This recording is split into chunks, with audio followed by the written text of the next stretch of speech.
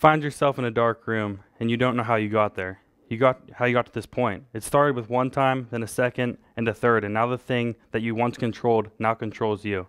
I can relate to these addictions. I can relate because I've been there. I've been in the situation where you're sitting down and you don't know where you're at and you forget how you got there and what happened that night. And you don't understand what's going on around you, but all you know is that you're in pain and you're in a dark spot right now, and something is wrong and something's controlling you, something that shouldn't. And I can relate to that because I've been there. You know, these addictions are something we battle with. These addictions that each and every person has their own addiction. It might not be drugs or alcohol, but it's something that they're addicted to, something that controls them. And, you know, the question is, what are we addicted to? Because I believe the first step in admitting is admitting that you have a problem. Admitting that you have an addiction and acknowledging that you have a problem is the first step into solving it and finding a way out of that problem and that addiction. I want to look into addictions today and the effects it has on families and how treatments are available for a person who is addicted. I want to challenge those who have addiction problems to talk to someone and seek help. As we come today, the main point one, how do addictions start? Addictions often start by the mood someone is in, or a life struggle, by where they are at. You know, sometimes people are just in like a down mood. Sometimes people are just having a really rough day, or someone maybe passed away in their family, and they say, you know, I can't handle this myself, and they want to fill that hole in their heart. And they want to fill that hole that they feel lost and someone left them, and they want to fill it, so they say, I'm going to try this today.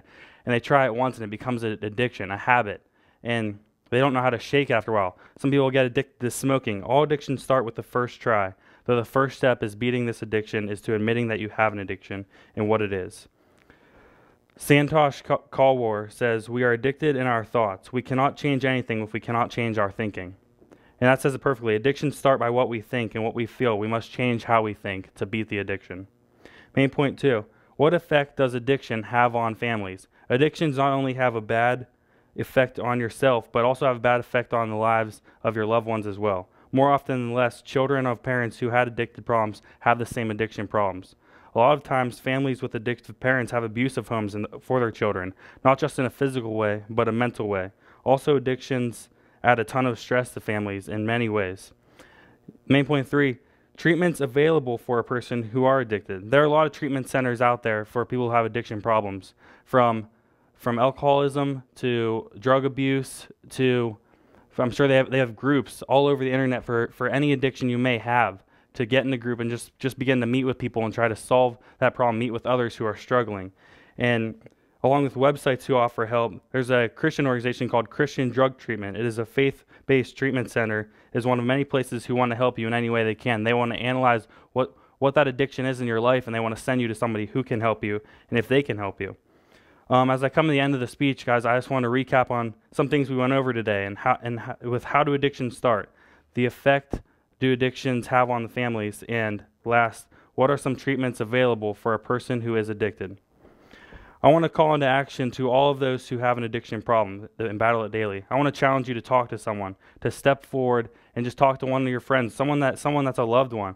I challenge you to seek help from others and let them help you through this process. You don't have to go through it alone. As you go and begin to confront your addiction, take comfort in God, because John 16:33 says, don't worry because I have overcome the world.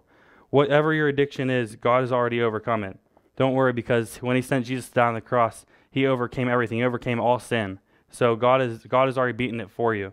Take the first step. I want to refocus your attention. We all have addictions, whether it is drugs, alcohol, sex, internet, cell phones, tanning, etc. Whenever your addiction is beginning to take control of you, the addiction is to take necessary steps to overcome it. I want you to refocus your attention on God and know that all things through him are possible. Philippians 4:13. Thank you.